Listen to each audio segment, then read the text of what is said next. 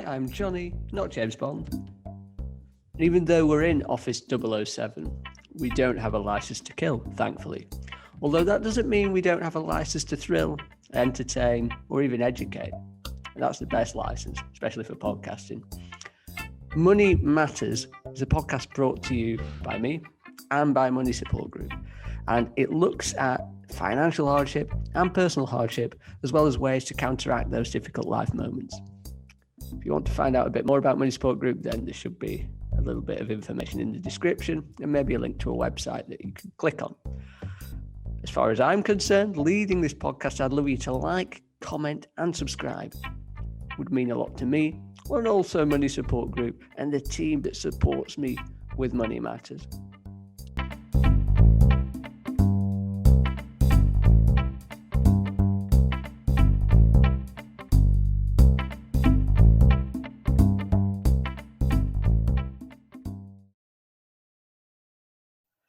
Hello everyone, I'm Jonny from Money Support Group, and I'm absolutely delighted really to be joined by Mick, Pastor Mick from Church on the Street. And I mean, if you've not watched Northwest Tonight, like me and like many others have, then this guy is a living local legend.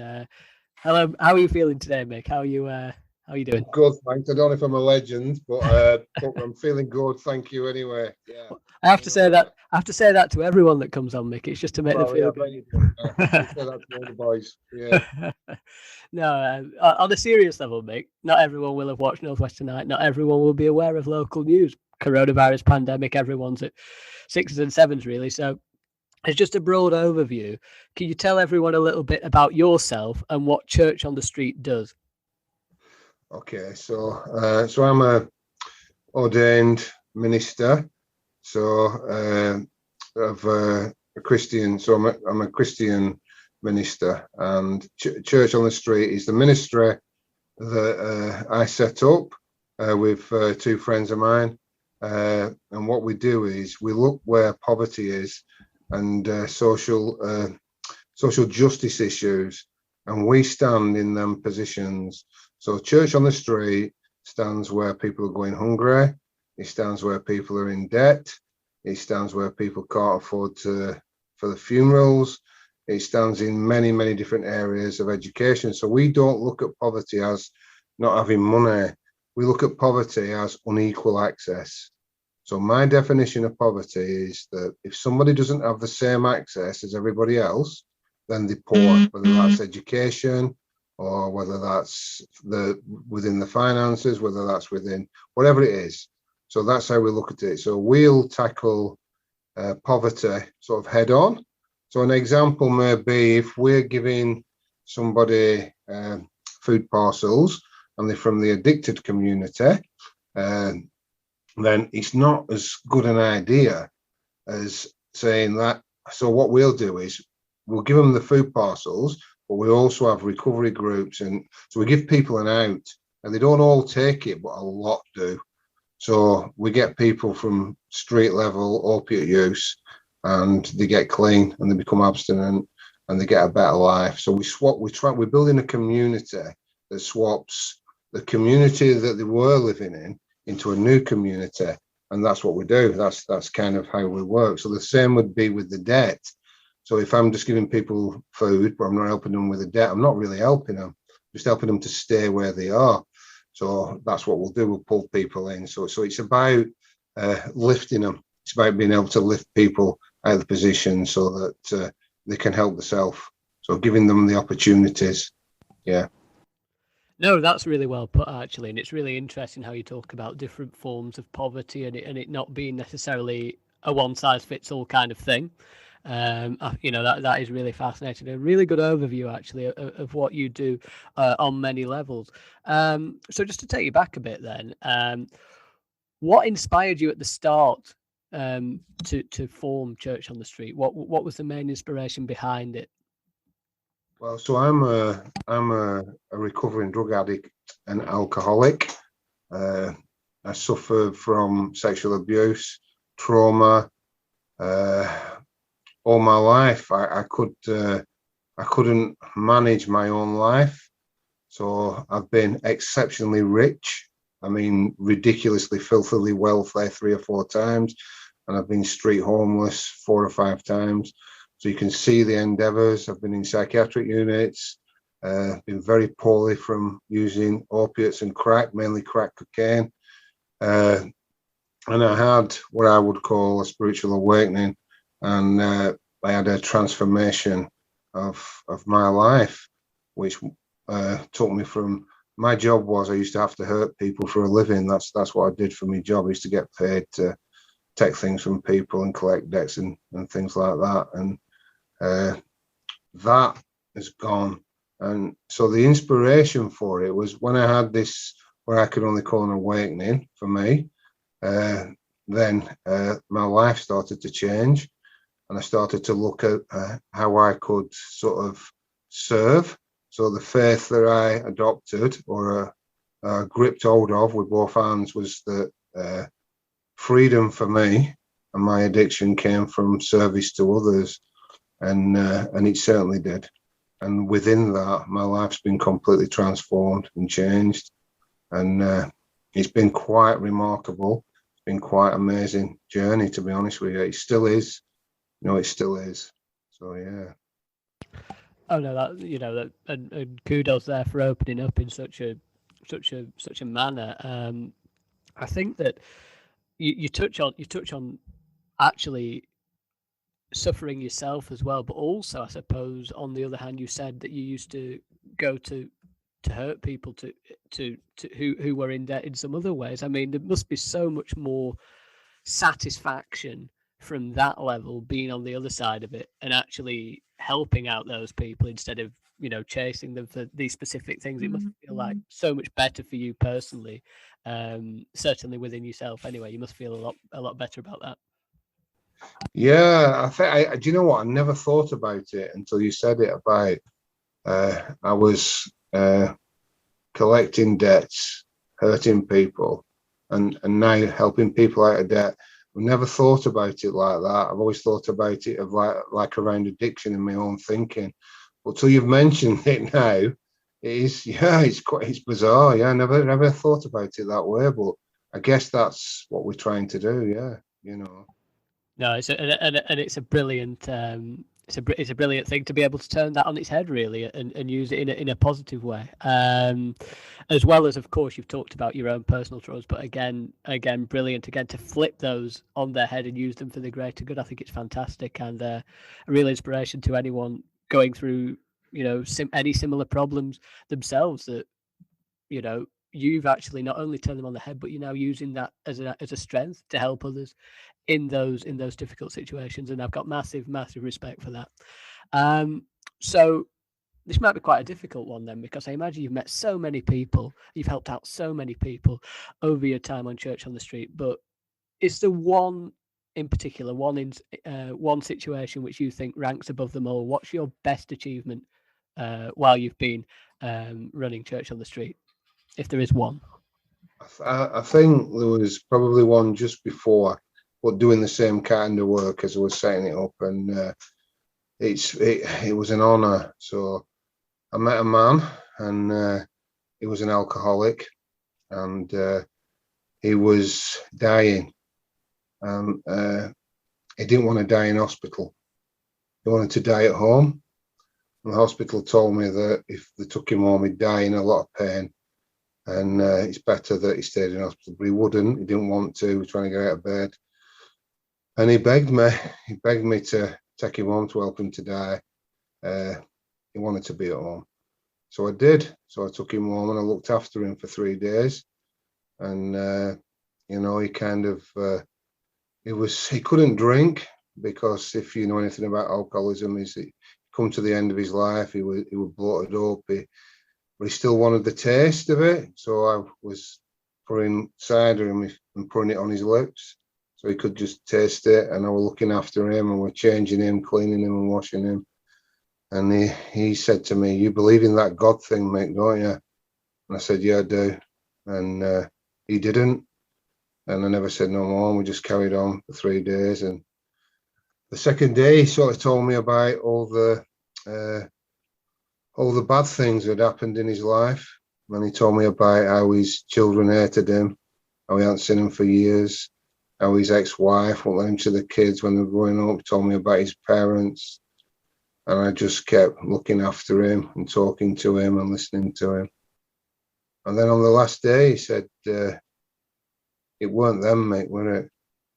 It were me. And I said, yeah, it was. It was always you, yeah. And he broke down in tears. And he died in my arms, crying, but free. He got this peace that he didn't have in life. And as he come to the end of his life, he just understood who and what he was, and he were no longer trapped. And then he sort of passed away. And I get to do that a lot, things like that a lot. And these are the things that are achievements for me. People have been racked in pain all their life, that if they're going to die, I can help them to die in a loving, caring way, and give them dignity and respect. And that lifts people out of poverty. He didn't die poor.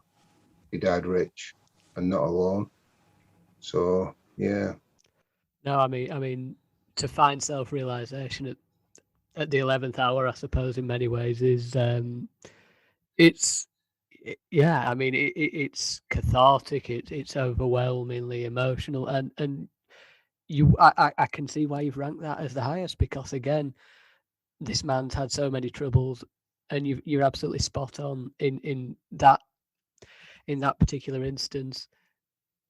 He left this world rich, and it was really powerful story, that actually, really powerful, and quite clear as to see why that's at the top of what I imagine is a very long, extensive list of people that you've helped.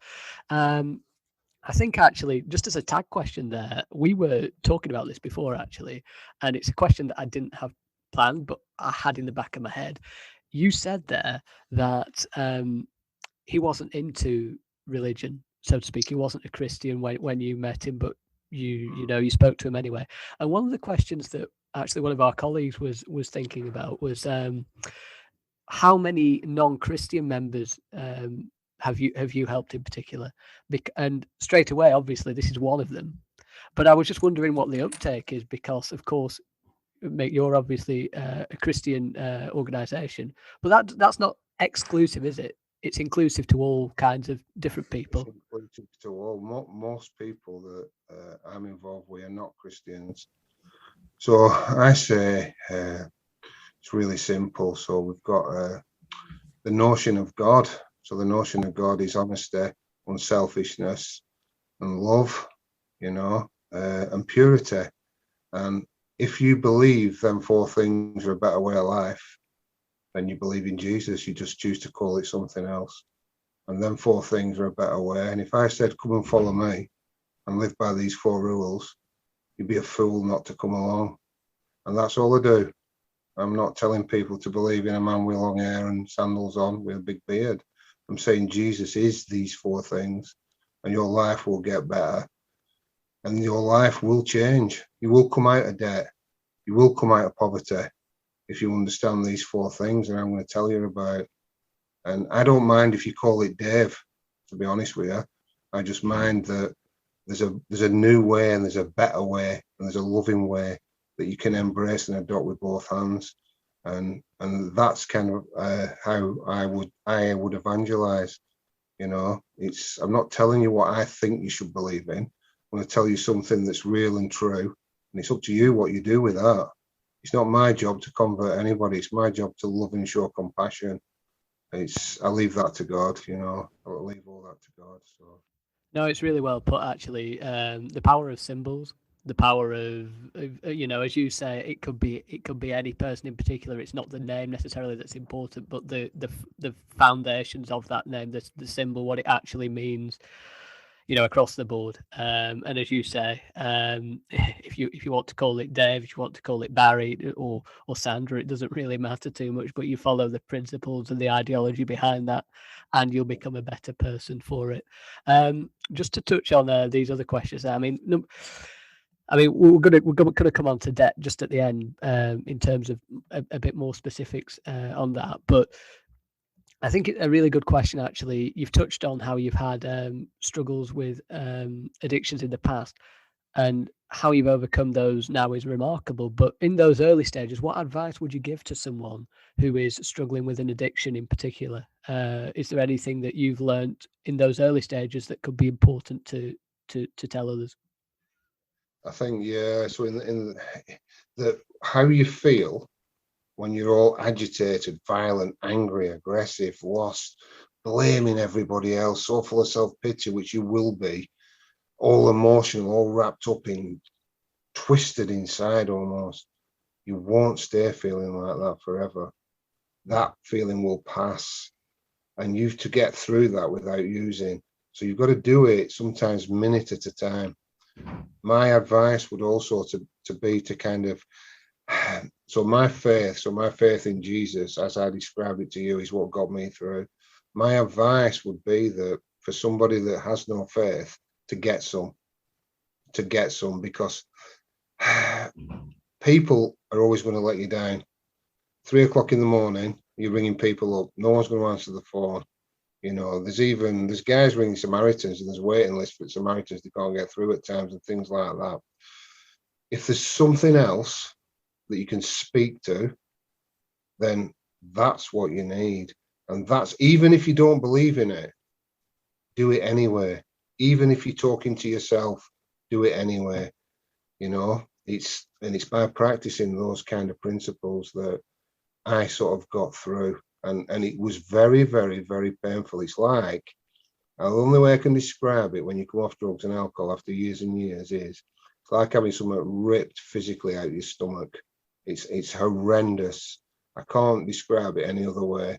And all you want to do is just get these feelings and emotions gone. And you know, the minute you pick a drink up or a drug up, they're going to go. But all the rubbish comes back with it as well. All the guilt, the shame, the pain, the addiction's back. And so it's a no-win. So the only true way to be free is abstinence, really. That's the only certain way anyway. So that'd be my advice, really. If you haven't got a God, get one, basically. No, really well put. Again, for that sort of direction, I think that you're talking about, really using that as a focal point, as a direction to coordinate exactly maybe where you want to go in those difficult situations. Just to bring it round then to the debt side of it. Now, again, we've already touched on the fact that you've actually been on both sides of this coin, in terms of you used to essentially go after people who hadn't paid debts, and now you help people, some people who are struggling really badly with debts. What would you say is what's the correlation, would you say, between people who are in dire situations who you help and debts that keep mounting up? Is there a strong correlation between the two of them? And if so, how do you think it's better to be proactive on that front? Do you think there's a way to be proactive on that front? I imagine you can tie that in with religion and focus on life choices. I think, like, so for me, I kind of thinking that, so the poor don't have equal access, do they? So even your gas and electric's more expensive if you're going to put it on a card, and you put your card in your meter. You know, you're paying 30-40% more than somebody who would with a house. That's just your basic stuff. If somebody who's poor wants to borrow any money, they don't go to a bank, because they don't even have, half of them don't have proper bank accounts, so no one's going to lend them any money officially. So where they go to get the money is from people that are going to double up and then double up and double up. So that's what we see all the time. So we've got people that have, on the surface, they look like they've got a sustainable amount of money coming in. But when we search a little bit deeper, we find out that they borrowed £100 and now it's £1,000 and they still haven't paid it off. And then we find that they're petrified of leaving the houses because somebody like I used to be is going to come round and things like that. And that happens a lot. Now, this is not, I'm not talking about money for drugs either. I'm talking about people borrowing £100 to put gas and electric on. So it's where you borrow the money from, and it's the need, what's the money for. So that's the way for me to look at debt. So what do you need this money for? What you're doing with it? You know, how can we help to make things sustainable for you? And sometimes it's really, really easy. It's really simple. They're just the things that I can imagine. So these are not all addicts that I'm talking about, but when you're in a place of debt, you become mentally unwell, regardless, because you're full of fear and anxiety and worry. And that's what debt does. Debt creates illness, physical, emotional, and spiritual illness inside a person. So we're going to look at that. We're going to look at that. So how we get people out of debt, I relate that to healing. People start to get well when they see it's like they've had a massive relief. But you have to be mindful that you don't help people out of debt so they can go again, because that's what happens a lot. So we see the payday loans. We've helped loads of people with payday loans. And what happens is we've helped them, we've gone sustainable. They've got the debt, rid of the debt, or they've got it so manageable. And then the same companies come along, knock on the door and say, look, we can give you 500 now. Oh, go on then. And they back in again. So it's to kind of look at and show them a better way to live their lives. So what is it, what's the money for? What you're doing with the money? And, how can we make debt recovery sustainable for you, for that person? Otherwise, you're wasting your time, John, because they're just going to go again. These guys will just go again when they've got no cigarettes, or they've got no gas, electric again, or the payment ain't come through. If they don't, and they're in, and it's too late once they're in again, No, yeah, really well put, actually. And yeah, I mean, it is. You do think when these situations come around, people in that desperate state, you said it makes you mentally unwell, the debts themselves. Could it be argued that, I mean, we've looked into this a little bit at Money Support Group, actually, in the background. Could it be argued that those who are mentally unwell to begin with end up getting into those debts by, I mean, obviously you've touched on it the other way around, but is it also a possibility that people who have really bad mental health issues are also very, very vulnerable to making these, I would say, impulsive choices when you've got the ease of payday loans out there? Do you think that's also quite a prevalent issue? Yeah, I think it's one of the issues. So people capacity is not taken into account really when people are giving out that type of loan, the lower end loans up to £1,000. So we see that all the time. There's people that I know they couldn't pay it back. They're not. It's absolutely crazy. But what happens is when you come along to debt manage, this is where we'd probably be different to yourselves.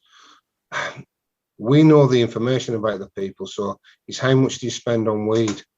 Well, that's not going to be on any official record anyway, because they're not going to tell you. So what do you use weed for? I use it to control my anxiety. Well, can we replace that with something? Can we get you to a doctor?